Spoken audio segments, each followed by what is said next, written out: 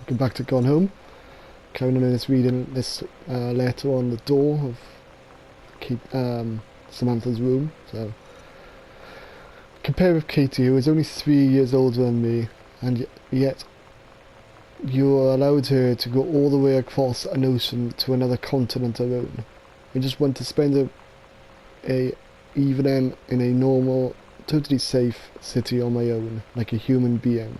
And since you may also remember that I have my own car now, you can't really stop me. Warmest regards, your daughter, Samantha. It sounds like she's kind of, a bit of a teenager. I assume we're playing as Katie then in that case. Because Katie's the one who's come back, or gone home, as it would be. Anyway, this is one of the bedrooms. We're assuming it's Samantha's. Caution, radiation area, keep out.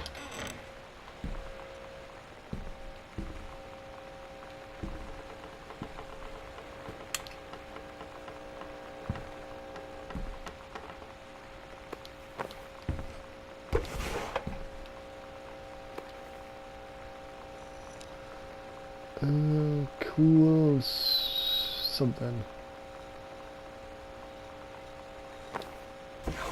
Oh, I put that cassette in the CD player. Yeah, cassette player, I mean. We're so cool, yeah, yeah. Yeah, we're so cool, cool. We're so cool, yeah, yeah. Fuck you too, cool, come on.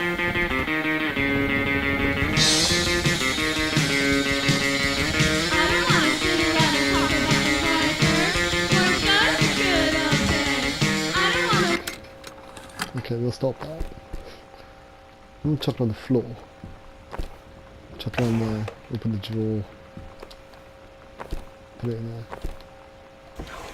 It sounds like she had a punk band. Is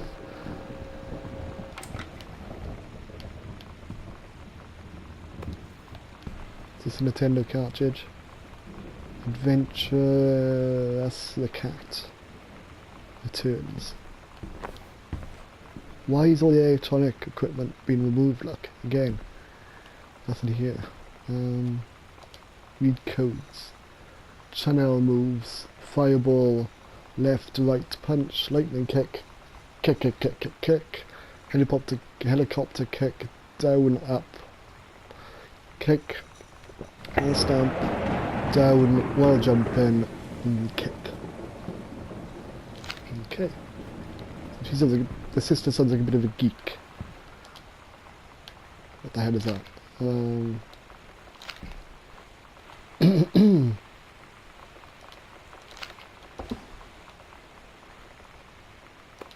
Grab cartridge. Journey of Crystal. Oops. Let's chuck it on the floor. Chuck everything on the floor today. And what's this one? Super Spitfire. Not much in these cupboards, is there, apart from a couple of games. I thought a teenage girl like with a bedroom this size would have... what was that? Would have quite a lot. In the cupboards, clothes and things. I suppose there's a few clothes in here. Man, Sam had this in like the 4th grade. What's this? Grab the book. The Holy Bible. I wasn't expecting that. Chuck it back.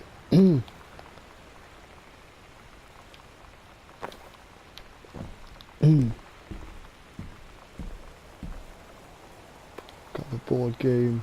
Got your number. Put it back. Ugh. The King's Labyrinth. Oh, more of this story. Fraying threads.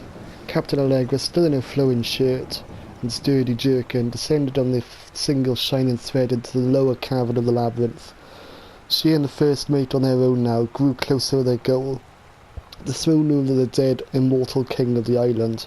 The first mate slid down the line onto the stone floor. She swept chalky bone dust from the front of the canvas trousers and looked up at Allegra. The silken thread nigh unbreakable thanks to the enchanted moths that inhabited the island, trailed behind, leading their way back to the entrance. From further into the labyrinth, a moaning began to echo. The moaning grew louder and clearer. It turned into the words from some ancient language they could not understand. The king's cursed voice. The hairs on the Captain Allegra's arms stood on end. She looked back at the first mate, whose eyes remained locked onto the blackness of the passage for a moment too long before noticing the captain's gaze. The first mate nodded silently ahead. Following the king's ghostly song deeper and deeper into the labyrinth, they come upon a rocky gap spilling forth otherworldly blue light. The green basin of the dead king's throne room lay below. Skeletal and rotted robes, the king was hunched over the blue orb toppling his royal sceptre. Shadows of his body fingers danced on the walls like ghouls. As he sang, wailing souls flowed in one by one through the cracks of the cave walls, pulled into the orb, causing it to glow brighter and brighter. Behind the king, a long staircase hewn from rock led down into the chamber from the passage at the top. Allegra said, "We have the advantage in numbers. I will draw his attention, and then you." But the first mate interrupted. "No, I am smaller and quicker, and you know of dealing with mystic energies like these. I will circle to the other side, get the king's attention, and lead them on a merry chase." She held up the silk line, all traced by this invincible thread, of course. Allegra said, it is a good plan, but perhaps we should go together." The first mate shook her head. "You know this is our best chance. Don't be afraid for me." They grasped hands and exchanged 3 tight squeezes, their palms growing warm. The first mate tied a shining thread to the belt of her trousers, gave a quick salute and a wink, and dashed off. Allegra waited, staring vigilantly across at the top of the stairs where the first mate was to appear. The king continued his, "Wait, no, no." The singing stopped. The king turned and began walking up the stairs. Allegra wanted to call out, to do anything to stop the first mate from running head first into danger. She tried tugging on the line to signal her. No use. The king was nearly at the top of the stairs when the first mate burst through the passageway. She skidded to a stop. Even from across the yawning basin, Allegra could see the first mate's eyes grow wide. She turned and ran. Summoning his undead power, the king left the ground, levitating, glided behind her with distressing speed. From some dank passage, much too far away, Allegra heard the first mate scream. She was already running towards the sound. The line in Allegra's hand went taut, then shuddered. It fell slack to the stone floor. As Allegra ran, she was gathering the line, twisting it around her arm. She came to its end. The unbreakable thread dangled limply, its end shredded and frayed in her hand. She tossed it to the ground and ran. Ran. Okay. Interesting, but still. Right. Read the brochure. Dan. No, Sam. I think the creative writing track would be perfect for you, Mrs. Blacklock. Summer pre-college program for young scholars, 1995. Read, college, explore, learn. I'm not going to read all this, but highlighted is English creative writing, and 3 students from each track will be offered a full scholarship for the first year at Reed.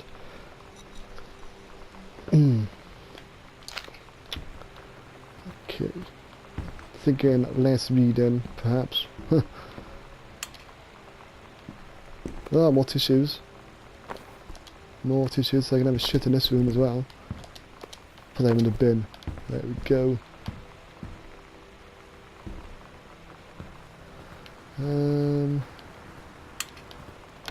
So this is the toilet, is it? No. Comes out into a corridor. Okay. So we need to find out the combination lock for this.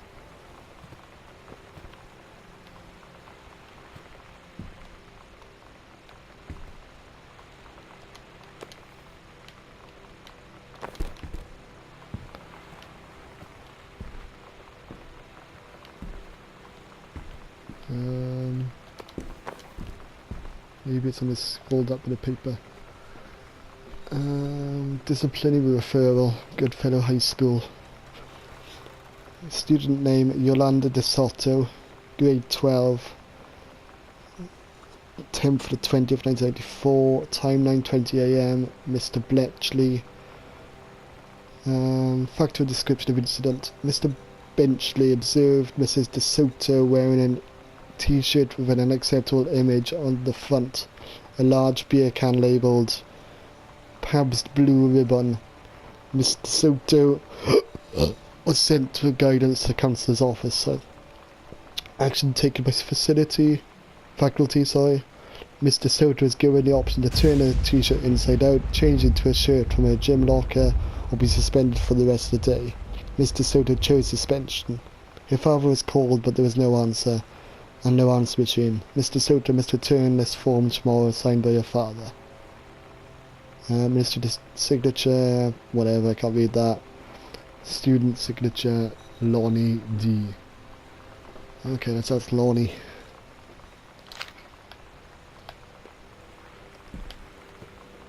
Why is there pillows on the floor?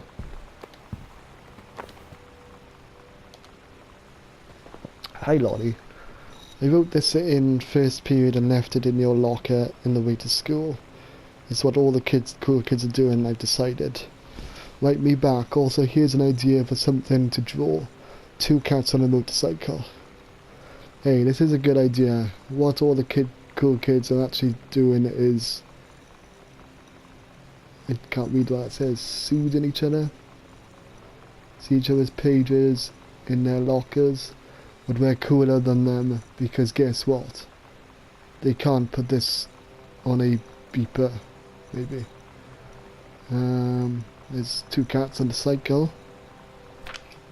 Your drawing of cats is so good that I added a background to make it even better. Maybe I should just stick to writing though. Haha, I like it. How did you know that they were about to be abducted by aliens? I'm looking at Mr. Fish right now. I feel like he would probably have lots of cats. Also, like his secret shame is watching 90210 religiously. I'll ask him about it after class. He said he doesn't have cats, and also that he's never watched 90210, but I could see it in his eyes he was lying. This is kind of like typical teenage gossip.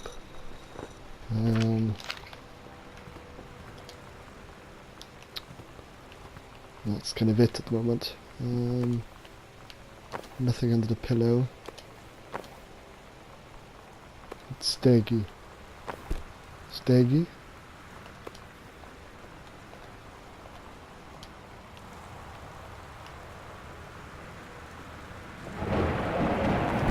Steggy, okay.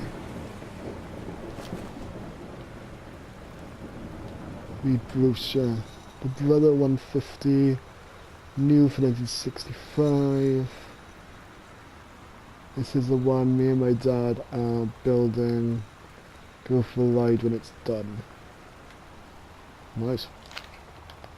It's a fork, and a razor.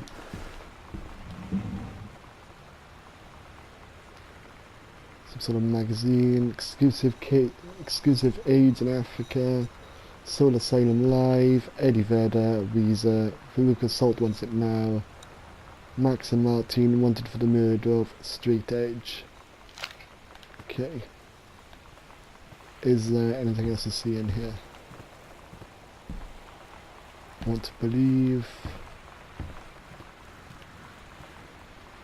Sonic 101.7. We'll try 101. We'll try 101.7.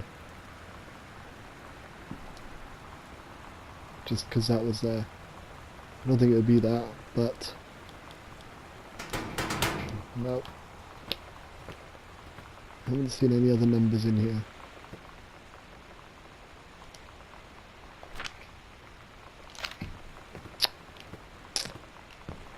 Okay, well, that'll do for now.